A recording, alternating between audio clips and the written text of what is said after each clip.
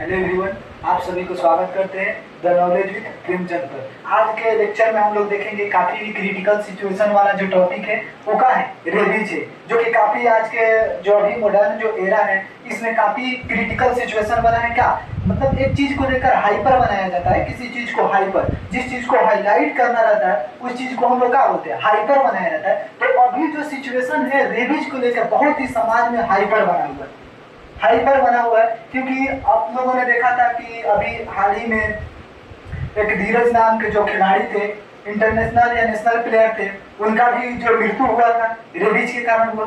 तो रेबीज के बारे में हम लोग देखेंगे कि सबसे पहले रेबीज होता क्या है, रेबीज किस वायरस के कारण होता है, इसका जो भी लक्षण है उसको देखेंगे। और रेबीज जो होता है इसका इंक्यूबेशन पीरियड का होता है। इंक्यूबेशन पीरियड कहने का मतलब हुआ कि रेबीज कितने से कितने टाइम और पीरियड में रेबीज जो होगा वो क्या होगा, पनपेगा, मतलब कि वो जो ग्रोथ कब करेगा। ठीक है, इसके बारे में देखेंगे। उसके बाद इसका जो उपचार है उसके बारे में देखेंगे। रेबीज एक ऐसा बीमारी है कि अगर उसका समय पर इलाज नहीं हुआ तो मृत्यु निश्चित ही है, उसमें कोई नहीं बचा सकता है। ये एक ऐसा ही बीमारी है जिसमें बोला जाता है अक्सर इंसान को कि क्या तुम कुत्ते की मौत मरोगे। ठीक उसी जो कुत्ता जो काटता है, कुत्ता काटने के बाद ही रेबीज बीमारी होता है। और ये कुत्ता जो होता है अकेले इस बीमारी का एजेंट नहीं है, बहुत सारे ऐसे जानवर है जो क्या करते हैं, जिसके काटने से क्या होता है, अक्सर इंसानों में रेबीज हो जाता है या जानवरों में भी रेबीज हो जाता है। तो चलिए सबसे पहले देखते हैं कि रेबीज क्या होता है। रेबीज पर तमाम जो भी आजकल के जो भी मुद्दे हैं इसको हम लोग एकदम आसानी से समझेंगे और इससे अपने जीवन में भी सतर्कता पूर्वक रहेंगे, ताकि हम लोग को भी क्या हो, रेबीज का शिकार ना हो, तथा हमारे जो भी बच्चे हैं जो बाहर खेल रहे हैं या अन्य जगहों पर घूम रहे हैं उनको भी क्या हो, रेबीज ना हो। ये भी हम लोग जानेंगे कि जो भी कभी कुत्ता वगैरह का आप लोग नोटिस करिएगा कि जब हम लोग कहीं जाते हैं तो जाते वक्त बाइक पे रहे या फोर व्हीलर पर रहे तो देखते हैं कि अक्सर जो कुत्ता होता है गाड़ी को बहुत बहुत दूर तक उसको क्या करते हैं, पीछे करते हुए जाते हैं। तो क्या उनका मेन मोटिव जो होता है काटने का होता है, इसके पीछे का बिहाइंड रीजन को देखेंगे। ठीक है, तो एक समय था कि जब कुत्ता को क्या बोला जाता है, दुनिया का अभी भी उसको बोला जाता है कि दुनिया के सबसे वफादार जानवर है। आप किसी इंसान पर भरोसा करिए या ना करिए, लेकिन पालतू जो कुत्ता होता है उस पर भी विश्वास करना अमूमन लोग का 100% दावा रहता है। तो आज वही विश्वास कैसे घात में बदल गया है, जो कि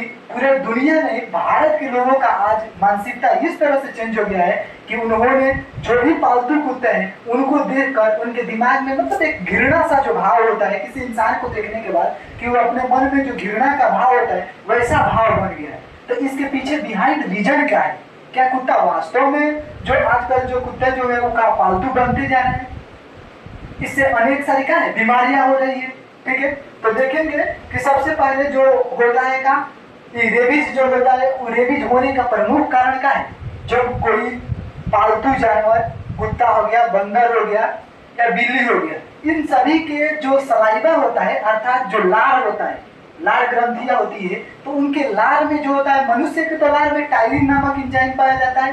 ठीक उसी प्रकार से उन लोग के भी वायरस में जो होता है, उन लोग के भी का सलाइवा होता है अर्थात जो लार होता है, उसमें कौन सा वायरस पाया जाता है, तो उसमें पाया जाता है का रेबीज वायरस पाया जाता है। तो उसका प्रमुख जो कारण रहता है का रेबीज वायरस रहता है, या इसको लाइसी वायरस भी बोलते हैं। और यह जो बीमारी होता है, इस बीमारी में सबसे प्रमुख चीज जो होता है क्या होता है, इस बीमारी में सबसे जो प्रमुख चीज होता है वो तंत्रिका तंत्र को प्रभावित करता है।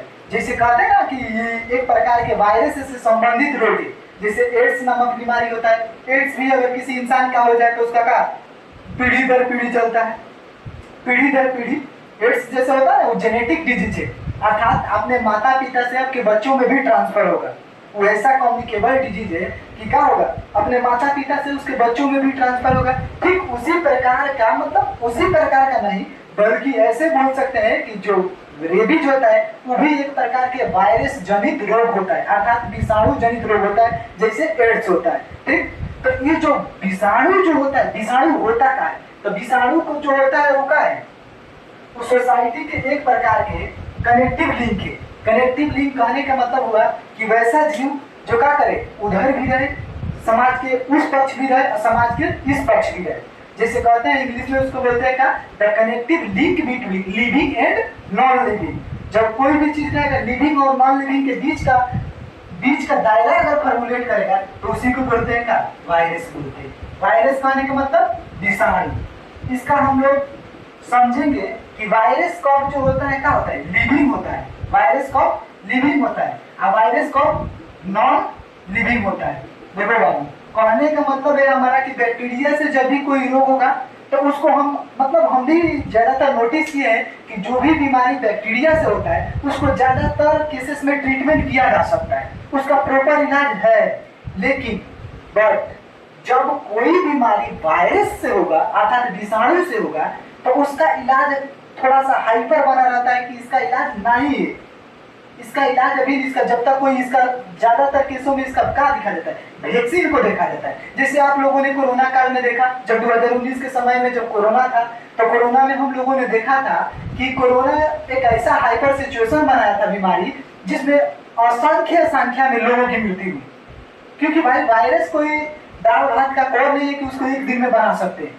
अपने भोजपुरी भाषा में कहें तो उसको एक दिन में नहीं बनाया जा सकता है, किसी एक व्यक्ति के सहारा से नहीं बनाया जा सकता है। उसको बनाने के लिए बहुत असंख्य व्यक्ति, बहुत पढ़े लिखे वैज्ञानिक, बहुत सारे लोगों का सहयोग रहता है, जिसके बदौलत कोरोना वैक्सीन बना। ठीक उसी प्रकार से का रेबीज का भी वैक्सीन बना, रेबीज का भी वैक्सीन बना। तो हम लोग देखेंगे कि ये जो वायरस है ये कब लिविंग के जैसा बिहेव करता है और कब नॉन लिविंग के जैसा। क्योंकि देखो दुनिया का हर किसी इंसान की भोजन आवश्यकता होती है। अगर दुनिया में किसी इंसान को खाने का अगर भगवान ने डाइजेस्टिव सिस्टम नामक चीज जो अगर नहीं दिए रहते तो आज हमको नहीं लगता है कि दुनिया में कोई इंसान किसी के प्रति मेहनत करता और कोई इंसान इतना ज़्यादा सफल हो पाता। क्योंकि जो डाइजेस्टिव सिस्टम का हमारे शरीर में निर्माण करना ही एक चीज को दर्शाता है कि इंसान का निरंतर मेहनत करते रहे। ठीक, तो उसी तरह से जो वायरस होता है उन लोग को भी क्या जरूरत होती है, भोजन की जरूरत होती है, उन लोग को भी न्यूट्रिएंट्स की जरूरत होती है। तो वो न्यूट्रिएंट्स जो होता है वो क्या करते हैं, लिविंग चीजों से लेते हैं। अब मान लो कि हम लोग कभी मार्केट में जाते हैं या बाजार जाते हैं तो बाजार हम लोग जाते वक्त का कभी ठेला से या रेडी से किसी चीज को खरीदते हैं तो खरीदने के वक्त हम लोग देखते हैं का उसको ले ऐसे ही मान लो जो नॉर्मल चीज में हम गए बाजार गए वहाँ पर पकौड़ी बिक रहा है या का सेव बिक रहा है, खरीदने के बाद उसको का नहीं धोए न साफ किए, बस उसको लाए मुंह में खा लिए। अब उस पर जो भी धूल कण बैठा है तो हमारे एलिमेंट्री केनाल में गया, एलिमेंट्री केनाल में गया तो जो चीज नॉन लिविंग था वो हमारे संपर्क में आया तो वो लिविंग हो गया। और जब लिविंग हो गया तो क्या होगा, लिविंग होगा तो वो हमारे शरीर में एक्टिव होगा तो उसको भोजन चाहिए। अब भोजन वो खाएगा लेकिन शरीर पे हमारे नुकसान पहुंचेगा। और जैसे जाते हैं ना, कहते हैं कि डॉक्टर साहब कल तक गए थे बाहर, बस 2 सेव खैले रही और बाद से तबियत बुखार लग गई, सर्दी जुकाम हो गया।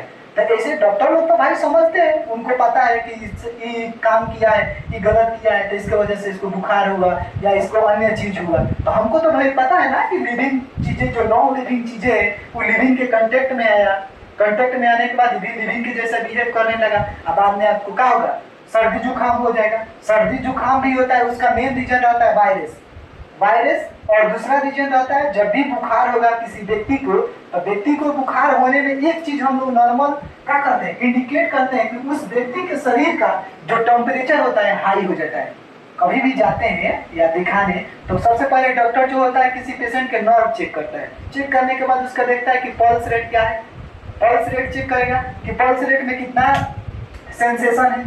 पल्स रेट के बाद व्यक्ति का टेम्परेचर देखेगा। टेम्परेचर कहने का मतलब यदि किसी व्यक्ति के बॉडी का टेम्परेचर 37 डिग्री सेल्सियस से 37 डिग्री सेल्सियस से मोर देन ऊपर चल जाए तो वो व्यक्ति को क्या कहता है कि डॉक्टर हाँ आपको बुखार हो गया है। मेन रीजन रहता है किसी व्यक्ति के शरीर का टेम्परेचर बढ़ने का, उसका क्या है, खाना का ना पचना। अगर किसी व्यक्ति के शरीर में भोजन का पूर्ण रूप से अगर डाइजेशन नहीं हो रहा है तो उसमें फिक्स बात है कि उस व्यक्ति के शरीर का जो टेम्परेचर है वो बढ़ जाएगा। और जब टेम्परेचर बढ़ जाएगा तो सीधे डॉक्टर उसको प्रोसीड करेगा कि आपको फीवर हो गया है, this patient has due to the suffering from fever. तो इसी तरह से वायरस जो होता है वो क्या होता है, वो किसी भी व्यक्ति के शरीर में संपर्क में आने के बाद लिविंग के जैसा बिहेव करता है और जब शरीर में नहीं रहेगा ऐसे धूल कण में रहेगा तो नॉन लिविंग के जैसा बिहेव करेगा। और जो वायरस जो होता है वो क्या बना है, डीएनए और आरएनए के संयोग से बना रहता है। इसमें प्रोटीन भी रहता है, प्रोटीन का भी मात्रा रहता है। जो किसी चीज का सबसे पहले हम लोग ये बात को नोटिस करते हैं कि कोई चीज किस चीज का बना होता है, तभी उसका हम लोग दवा, तभी उसका एंटीबायोटिक तैयार कर सकते हैं। ठीक है, तो रेबीज को लेके आज हम लोग का मेन मुद्दा था रेबीज। ठीक है, ये तो बीमारी अलग से चलते रहेगा।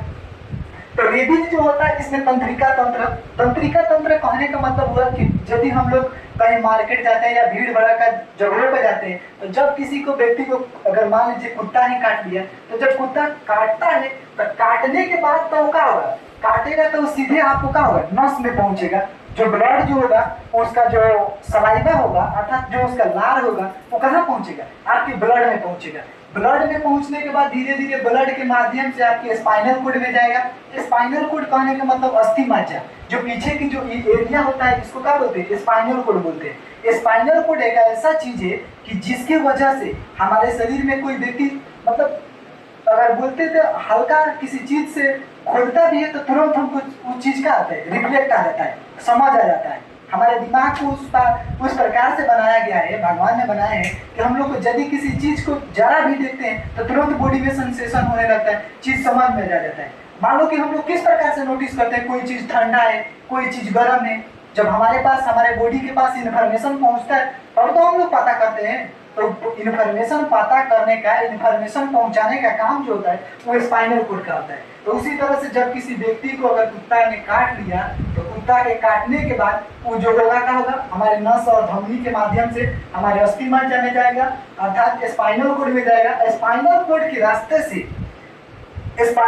के रास्ते से वो सीधे कहाँ जाता है, तो सीधे जाता है हमारे ब्रेन पर। और सबसे ज्यादा इसका असर जो होता है रेबीज वायरस का तंत्रिका तंत्र पर पड़ता है। क्योंकि जैसे कहते हैं ना कि हम लोग को खाने में, जैसे बिहार वाले जो लोग रहते हैं वो सतुआ को ज्यादा प्रिफरेंस देते हैं या दाल चावल को ज्यादा प्रिफरेंस देते हैं, तो हमको पता है कि हमको ये चीज पसंद है, हमको पता है कि ये चीज पसंद है। ठीक उसी प्रकार से जो रेबीज वायरस होता है इसको भी पतला नस पसंद रहता है, मतलब कि पतला सा जो नस रहता है उसी को पसंद करता है। तो सबसे ज्यादा पतला जो नस होता है वो हमारे मस्तिष्क में पाया जाता है। तो वहां तो भाई सबसे ज्यादा एक्टिव होगा कहाँ, हमारे मस्तिष्क में। जब किसी व्यक्ति के मस्तिष्क में कोई चीज एक्टिव हो जाता है ज्यादा, तो व्यक्ति क्या होता है, धीरे धीरे पागलपन के शिकार होते जाता है, पागलपन के शिकार होते जाता है। ठीक, इसके बाद दिया है कि इसका लक्षण क्या है, मतलब कि इसका सिम्टम क्या है। हम लोग देखेंगे इसका मेन सिम्टम क्या है। तो इसका मेन सिम्टम है कि पानी से क्या है, डर लगेगा। अब बताओ ये कैसा भगवान ने कैसा बीमारी बनाया या इंसानों ने कैसा बीमारी का डिस्कवरी किया कि भाई जो आदमी पानी के बिना जीवित नहीं रह सकता है, एक जीवन में रेबीज अगर हो जाए तो रेबीज होने के बाद एक जीवन में ऐसा टाइम आएगा कि जो इंसान पानी के बिना तरसता था आज उसको पानी से डर लग रहा है। तो इससे ज्यादा खतरनाक कोई बीमारी हो सकता है। वही कहते हैं कि क्या तुम कुत्ते की मौत मरोगे, ठीक यही बीमारी में होता है किसी इंसान को कि तुम कुत्ते की तरह तड़प तड़प के मर जाओगे।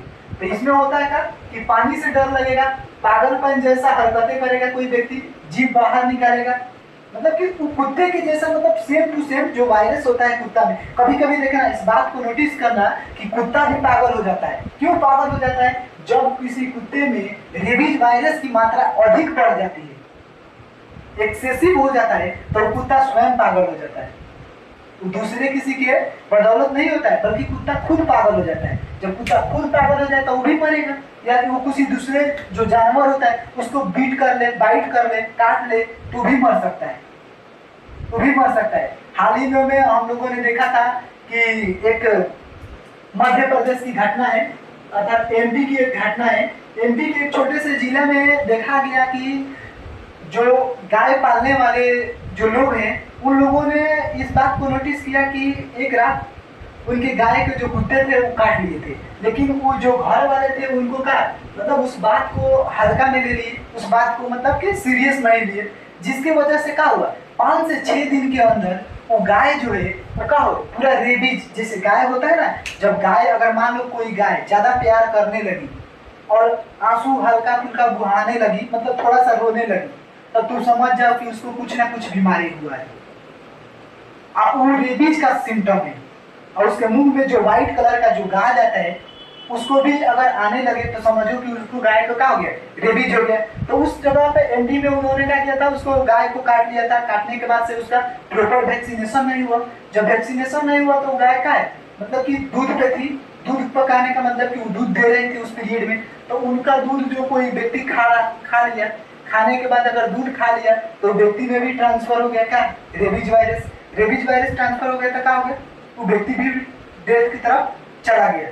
तो कोई जरूरी नहीं है कि हम की को काटेगा तो रेबीज होगा, किसी जानवर को काट रहा है, किसी चीज को छू रहा है, कोई जरूरत नहीं है कि हम लोग जब देखो कितना प्यार से कुत्ता को जाते हैं तो उसके मुंह पे छूते हैं, कोई जरूरी है कि उसका जो वायरस है उसका मुंह से लार जो निकल रहा है वो भी तो हमको नुकसान पहुंचा सकता है, वही तो हमको पहुंचा सकता है। तो जब भी आप किसी कुत्ते को खिलाने जाए या उसको प्यार से खिलाएं तो उसको दूर से नहीं भाई आप खिला दीजिए, क्योंकि बाई नेचर होता है किसी चीज को उतना ही इज्जत दो कि उसके लायक हो।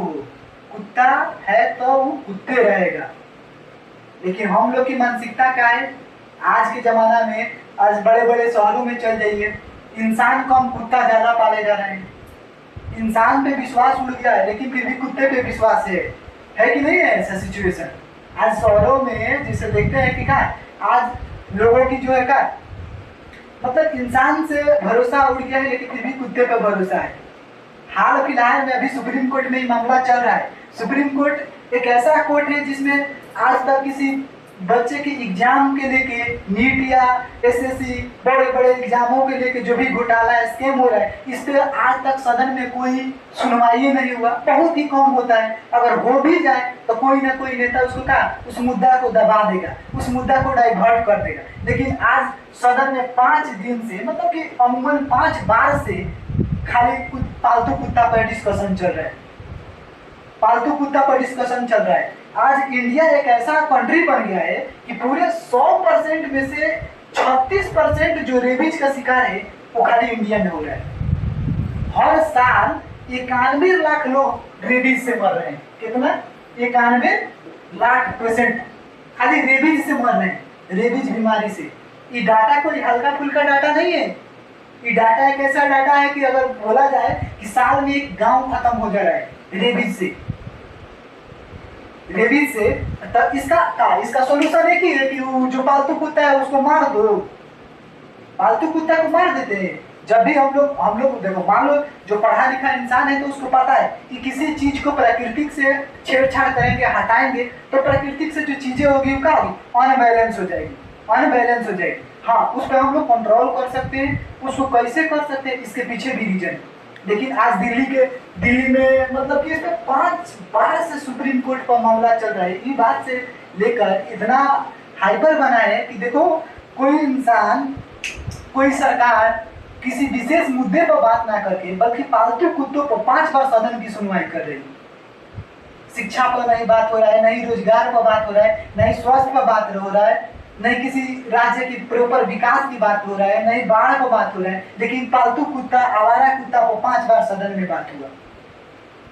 तो हमको तो लगता है कि थोड़ा सा इस सब चीजों पर ना ध्यान दे के बल्कि और ही चीजों पर ध्यान दे तो सरकार के लिए और हम युवाओं के लिए भी थोड़ा अच्छा बेटर रहेगा, हमारे भविष्य के लिए भी चिंता किया जाए।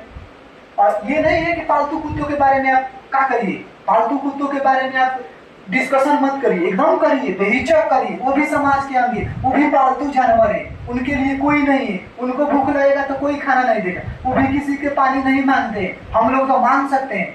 हम लोगों के पास भगवान ने एक बहुत ही अच्छी चीज दी है जिसको बोलते हैं वाणी, जिसको साउंड बोलते हैं। तो हम अपनी दुख अपनी दर्द अपनी सब चीज बयां कर सकते हैं, लेकिन पालतू जानवर नहीं कर सकते। लेकिन इसके लिए भी तो है हर इंसान को, जैसे हम लोग में होता है ना कि हम लोगों को 20,000 कैलोरी ऊर्जा की आवश्यकता होती है एक दिन में। लेकिन कुत्तों के लिए जो आज कुत्ता मतलब कि जैसे पागलपन के जैसे शिकार होते जा रहे हैं उनमें थोड़ा सा का एग्रेसिव आ रहा है, मतलब एग्रेसिवनेस आ रहा है, मतलब काटने जैसा बिहेव कर रहा है। क्यों?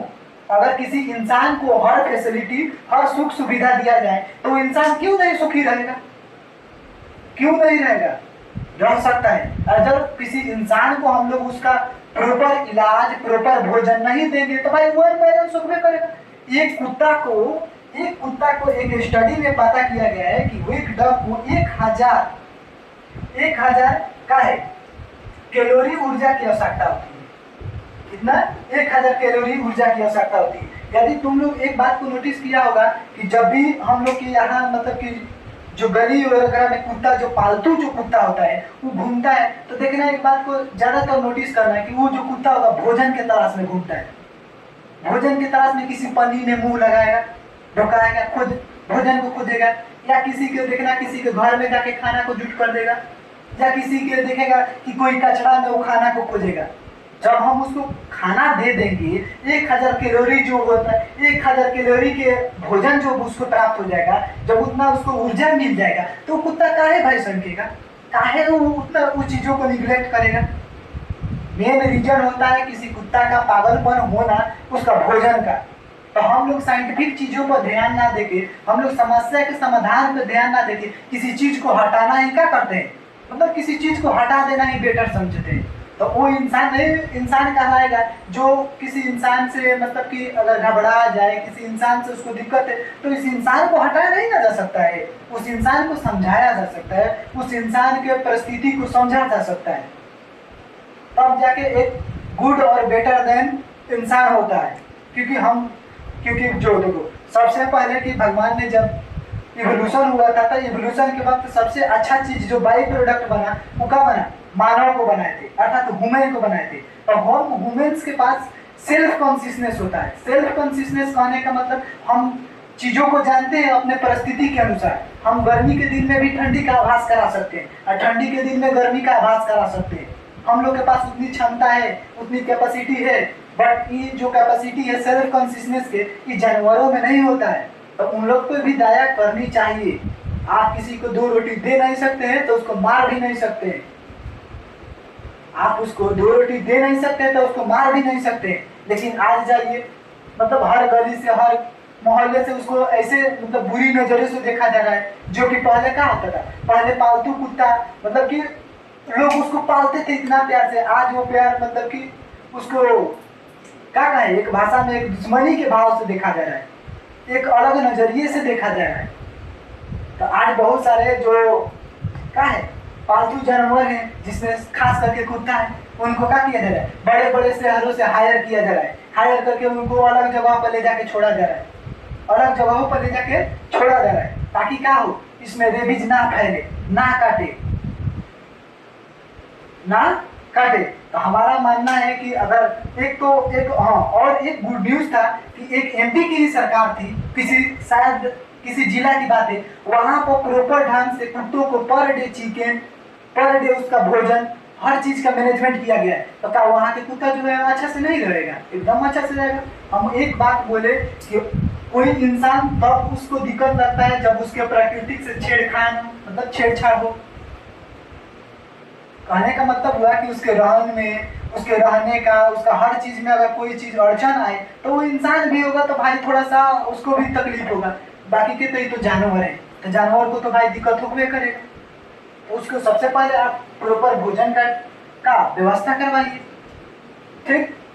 इसके बाद दिया गया था कि इनसे होने वाला जो प्रमुख जो मतलब कि किन से होता है, क्या खाली रेबीज जो होता है खाली कुत्ता से होता है? नहीं, बिल्ली से भी हो सकता है, भेड़िया से भी हो सकता है, बंदर से भी हो सकता है। इन लोग से भी हम लोग को का बच के ही रहना चाहिए। ये लोग भी उतने दवादार है जितना कि कुत्ता है। ये कुत्ते के काटने से भी रेबीज होने का खतरा रहता है, साथ में बिल्ली से भी रहता है, भेड़िया भी है और बंदर भी है। इस सब से भी होने वाला है।